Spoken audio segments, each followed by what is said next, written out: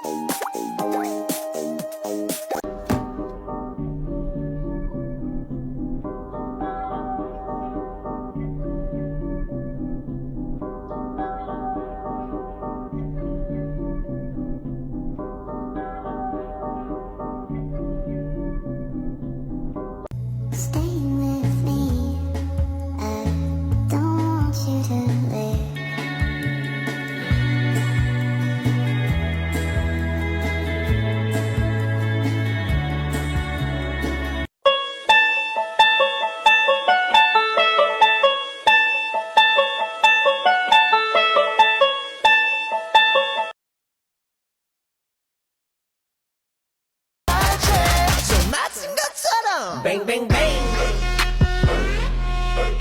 Bang, bang, bang. Bang, bang, bang. Bang, bang, bang. Bang, bang, bang. Bang, bang, bang. 자, 꼼짝 마라. 자, 꼼짝 마. 자, 꼼짝 마라. 자, 꼼짝 마. 오늘 밤 끝장 보자. 자, 끝장 봐. 오늘 밤 끝장 보자. 널 데려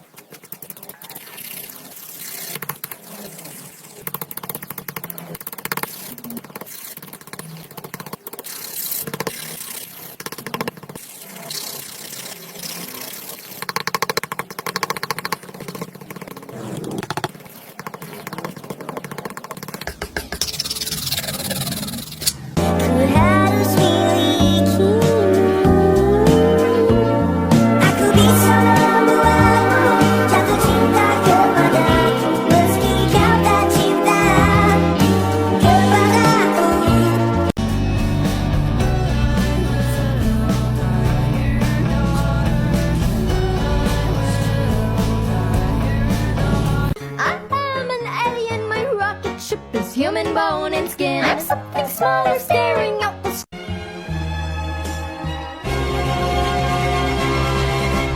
Daydream, I fell asleep amid the flowers for a couple of hours on a beautiful day.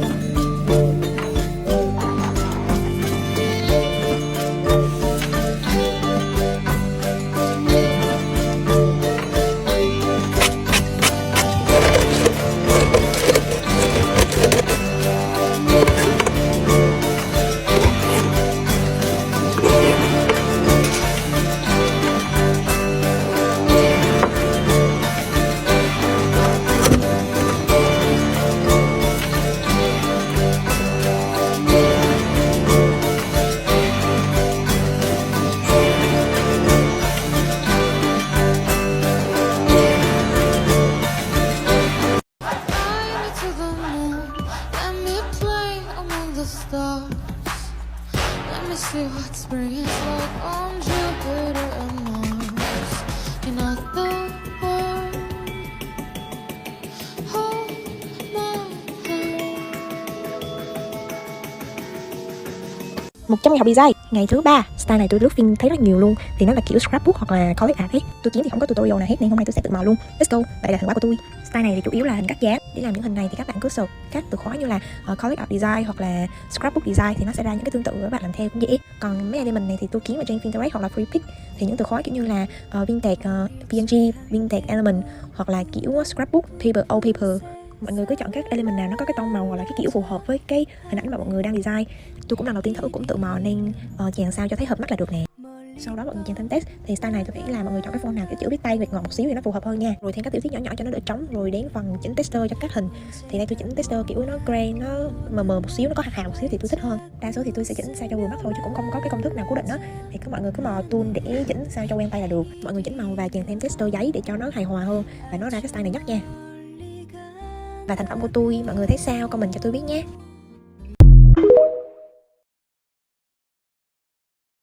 +100 ways to fill a sketchbook. Number 8. Practice expression. I was really struggling with the way my emotion carried in my comic and with some of the designs of my characters, so I thought it would be a good time to practice expression. Drawing genuine expression can take some practice, and most artists who start by drawing characters or OCs tend to have the most fun drawing their designated softy cinnamon rolls in angsty situations, myself included. Here, I'm not practicing for the angst, no. I needed to better familiarize myself with Lahari's and Cahill's features. Opening your sketchbook to a page of expressions can make you feel nice because each face conveying a different emotion gives a different story, and it's fun to look at while passing through to the other blank pages. There is neutrality, and then there are 6 basic emotions you should focus study on that can depict various types of expression when combined. Those 6 are anger, disgust, fear, joy, sadness, and surprise. Scott McCloud covers this in his book Making Comics on page 83. There are other links to videos that help me study expression in the description of the reel.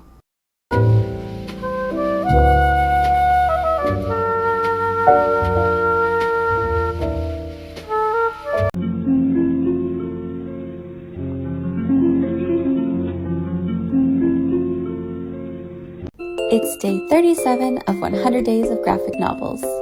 Today I'm doing a storyboard sketch. So here you can see I'm just starting off with some really simple sketches of pages. From here I draw out panel ideas and I just keep it really loose, really simple sketches. I'm basically just using circles and rectangles, stick figures to depict what I think would look good in the scene. I do a variety of more cinematic angles and wide shots and zoom-ins of the main character and other characters' faces. For example, I might do a close-up of a character's face if they're talking. What's really great about this is that when I draw really loose, I can come up with a lot of ideas really quickly. And from there, I'll pick the thumbnail that I want to draw and sketch digitally. In Photoshop, I then sketch out the page and panels and add a bit more detail than the thumbnails. Stay tuned for more sketches and the final artwork. Thanks for watching. Alright guys, here we go with another little mini comic tutorial, okay? You ready? Again, I start off with a bunch of random boxes. Don't really know what's going to go in them yet. I have a general idea of what I'm going to do, so I just start with like a skeleton dude and somebody's talking to him off screen. Then I draw in a second character. It's like a slime and the skeleton is hanging by chains and he says something and the slime reacts to what has been said. And then I want to have a big panel where the skeleton is like doing this big explanation, and the slime then retorts, and the skull is not hearing it, and then the slime is like, oh, what? And then the skull has to, again, explain himself. He doesn't want his help. And throughout this entire thing, I don't know exactly what the words are going to be, but I've got a basic idea of what I'm going to do. And when I'm writing these words in, they're very, like, concise ideas, so that later on, when I'm ready to draw an entire comic out, I can still do that, and I can make it, more thought out. This is just a basic idea. And that's what a sketchbook is for. Just basic ideas. They don't have to be like, like gallery-worthy things. Remember that, okay?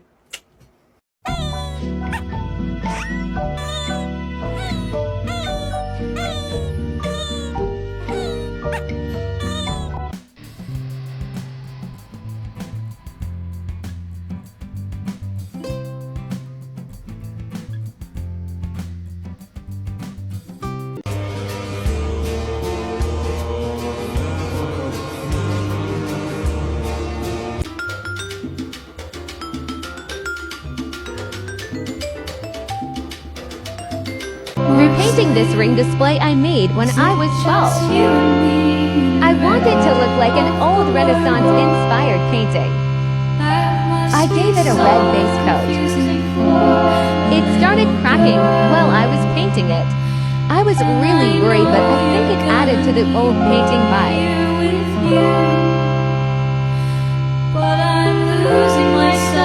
Now I just need a glossy top coat.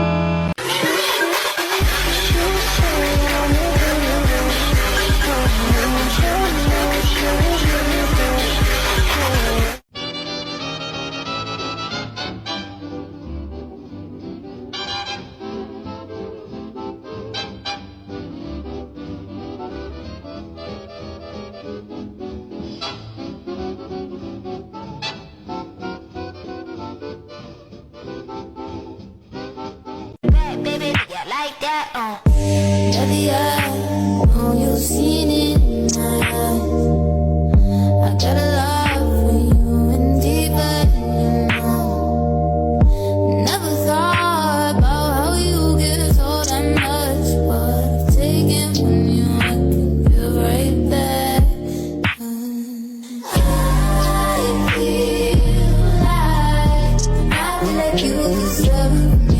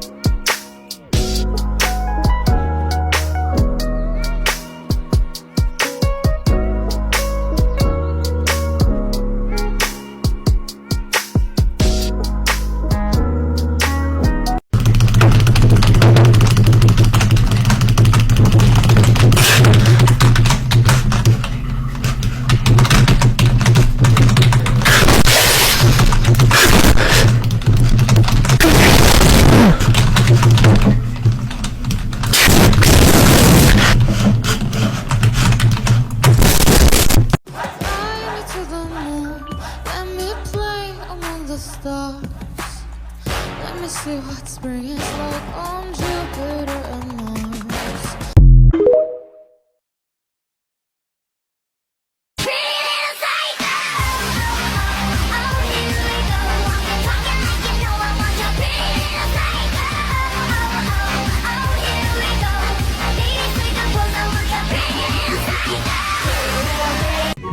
That's pretty cool.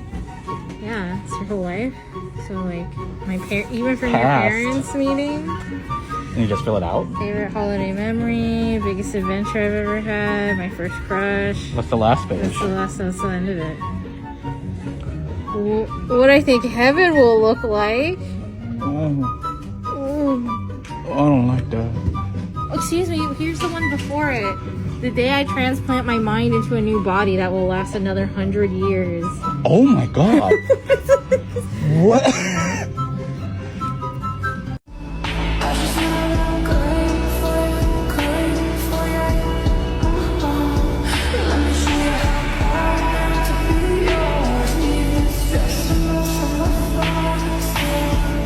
Hello, today I'm sharing some of the miniature paintings I've painted to sell at the Renaissance Fair. I try to keep these quick and accessible so that as many people as possible there can enjoy taking home some of my art, hopefully. I've done bunnies and cats and just trying to keep it loose and fun. And of course we have a kitty ready for adventure and some cozy foxes. They are just having the most joyful time. Look at the tiny paw pads. So cute, if I do say so myself. I've enjoyed painting these and getting out of my comfort zone. Here's a squirrel. I've never painted a squirrel before, but I did that, and I'm proud. And then here's another fox with a darker sky than I usually do, and yet another fox enjoying the flowers and just having a lovely time. I have a bunch more I'm excited to share with you, but I hope you have a great day and stay cozy. Here's my hack for building a vintage style gallery wall on a budget. Of course, I would first suggest supporting local artists if you can and hitting up thrift stores for secondhand pieces. However, if you've exhausted those resources, here's what you're gonna do. Etsy sells pre-made gallery walls in the form of downloadable prints. There's a million different vibes, eclectic, vintage. They even have sets for holidays. You can print these out at home if you have a good printer, or it's super affordable. We're talking a couple dollars to print at an office supply store as well. To make it look a little more like a real painting, I like to paint a layer of Mod Podge on it. It dries clear, so don't worry, but I just do this X motion on it so it shows the brush strokes when it's dry. I would suggest scouring your local thrift store for cool frames. You're gonna find the most unique and not to mention most affordable frames there. So once it's dry, you'll just cut it down to size so it fits in your frame. I also like to take the glass pane out of my frames. I don't love the reflection that the glass gives, and removing it makes it feel a little more like a real painting, but that's just personal preference. And that's it. Hope this is a helpful tip to give your home some character on a budget. Bye!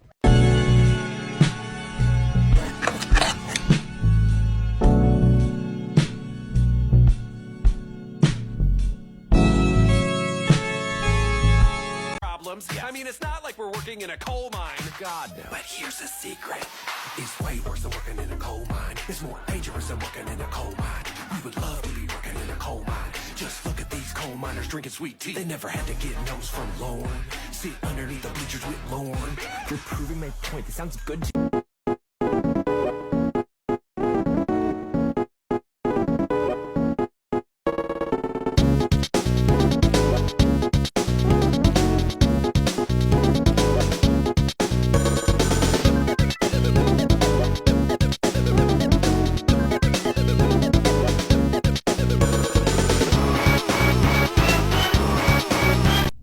Poets might disagree. Well, I'm not a poet. I'm just a woman.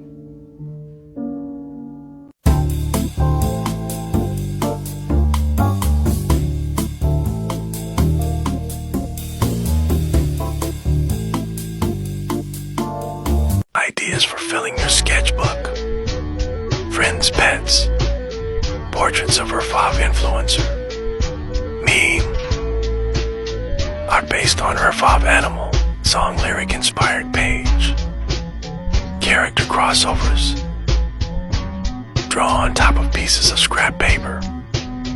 Let's add hedonism to a thrift store painting. I like to rescue old art from thrift stores. I breathe new life into these pieces by adding to them and transforming them into an entirely new piece of art. I bought these paintings for $4 a piece. Even my daughter agrees that these two pieces are too cool to leave on thrift store death row. They've been wrongly convicted of being cheap, boring thrift store art. But let's change that and prove their innocence, or maybe their guilt. As soon as I saw these paintings, I knew exactly what I wanted to do. These were originally a set of paintings called Gary and Gretchen by an artist named Jay Ingwerson. These are just reproductions of the original paintings. I'm removing them from their frames, and then I'm going to use acrylic paints to add to these paintings and give them an entirely new meaning. These pieces remind me of the innocence of childhood, but I'm about to change that.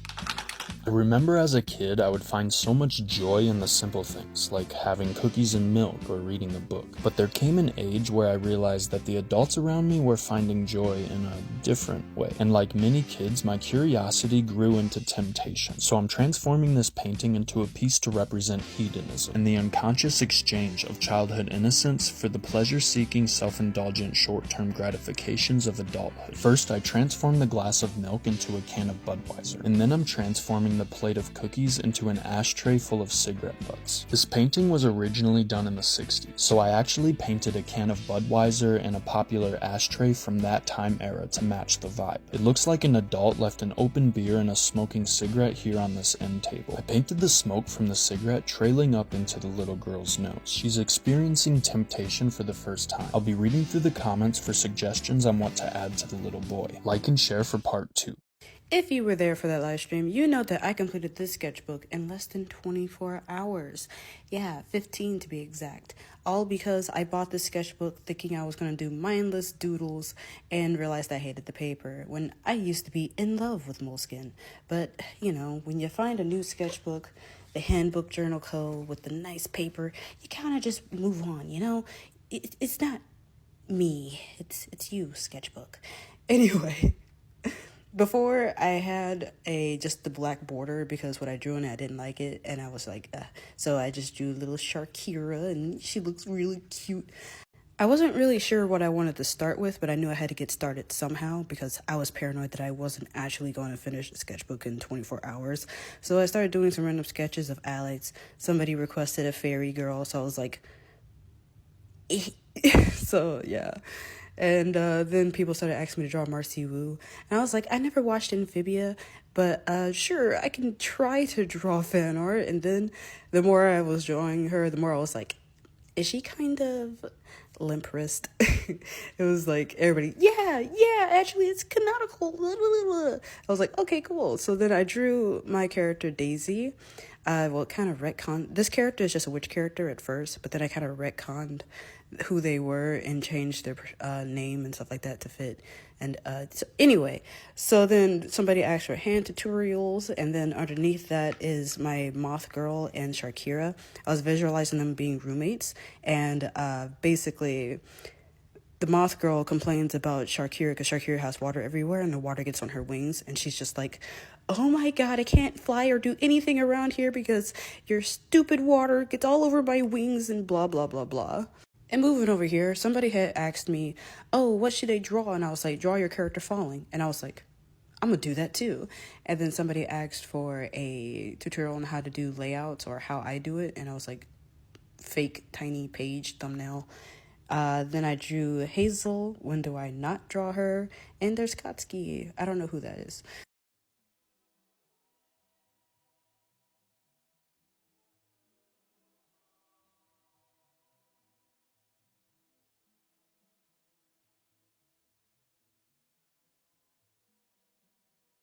Abstract Expressionism was a significant movement in American art that emerged in the 1940s and remained influential through the 1950s. It is characterized by its emphasis on spontaneous, gestural brushwork, emotional intensity, and the exploration of the subconscious mind. This movement marked a shift away from representational art towards abstraction, where artists sought to express their inner thoughts and emotions rather than depict recognizable subjects. There were two main branches within abstract expressionism: action painting and color field painting. Action painting, associated with artists like Jackson Pollock and Willem de Kooning, focused on the physicality of the painting process. Artists would often drip, splash, or fling paint onto the canvas, creating spontaneous and unpredictable compositions. Jackson Pollock, in particular, became known for his drip paintings, where he would pour and splatter paint onto the canvas, creating intricate webs of color and texture. Color field painting, on the other hand, was characterized by large areas of flat color and simplified forms. Artists such as Mark Rothko and Barnett Newman explored the emotional and spiritual effects of color through their work. These artists aimed to evoke profound emotional responses in the viewer through the use of color and scale, often creating meditative and immersive experiences. Abstract Expressionism was not only a stylistic movement, but also a cultural phenomenon that reflected the social and political climate of post-World War II America. Many of the artists associated with Abstract Expressionism were immigrants or children of immigrants, and the movement itself was seen as a symbol of American freedom and individualism during the Cold War era. Abstract Expressionism had a profound impact on the development of modern art, influencing subsequent movements such as pop art, minimalism, and even contemporary practices like performance art and installation art. Its emphasis on personal expression, spontaneity, and the power of the subconscious continues to resonate with artists and audiences to this day, making it one of the most significant movements in the history of art. To draw player 380, draw a vertical line at the face center and a horizontal line through the eye. Then draw like this on top left, an arc on bottom right, another on bottom left, and like this on top right. A stroke is used to draw hair on the left, and another stroke on the right completes the hairstyle. An L shape draws the collar on the right, while on the left, draw like this. For her cute face, draw the eyes as ovals on the horizontal line, one on the left and one on the right. Sketch the nose tip on the vertical line, and draw the lips below with a single stroke, and shade the hair and face to bring player 380 to life. Let's do a sketchbook tour. Where is it? Where is it? Ah, yes, the first one. Now, over the past 3 years, I've had a lot of sketchbooks. But pushing all those aside for a later video, we are gonna start with the first one. Opening it up, it don't seem too bad. Fun fact, I still have this OC. This would be one of my first personas. Ah, yes, the one eyeball. A little comic. Going into this is the start of my edgy phase. Here's that OC again, just in a grown-up style. Stupid paper. More edgy stuff. Pencil sketches. Here's one of my older OCs that I eventually scrapped. Eventually I changed my persona. There's a trans flag. Here were some OCs at the time, never to be used again. And of course, more edgy drawings. Let's open this up. Here is that OC called Bodhi. I still have him, but he's a lot cooler now. Here was My Hero Academia OC. Y'all can pause to read. Some messy pages, and I hope y'all enjoyed.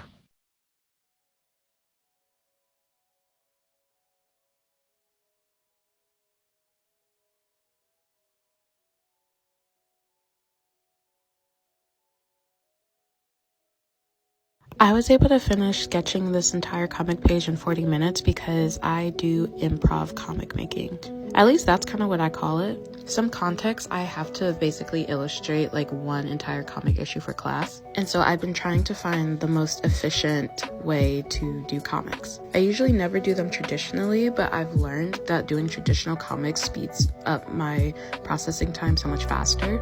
And then also I use pen, so I can't really go back and erase. So whatever I put down, I really have to commit to. That's kind of where the improv part comes in, as well as the dialogue. I did start this comic with an outline of basically like the scenes and like the big things, but the specific dialogue I am doing on the fly, along with like page layouts, set pieces, things like that. I found this works the best for me because I typically overthink like my comics and like my layouts and like, does this page look good enough? But when it comes down to it, the point of the comic is to communicate the story. And if the story is being communicated, then I've done my job. Do keep in mind that this is just the first draft. So if I'm sketching something and I'm doing it with pen and I'm like, oh, that didn't really translate well, or I kind of fucked up on this part, I'm gonna take it into Procreate to do the actual line art, so there's still an opportunity to make edits and small revises. But if you just need to get a comic done and you find yourself paralyzed with the idea of even starting, improv comic making might be for you.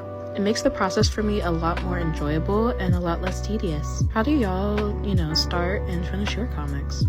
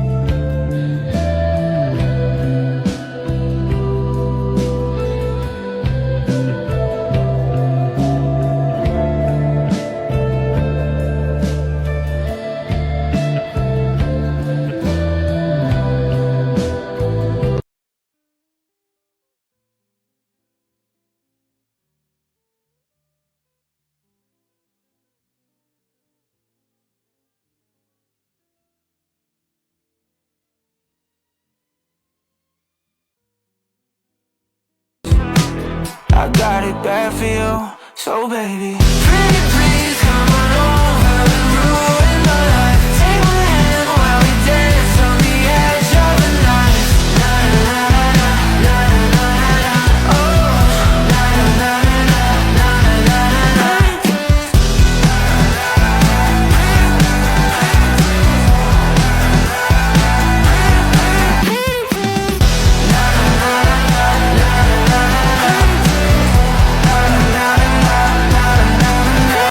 To the neck, but now I'm trophied up. I'm saying like bing, bop, boom, boom, boom, bop, bam. The type of shit I'm on, you wouldn't understand. The type of skits I'm on, you wouldn't understand.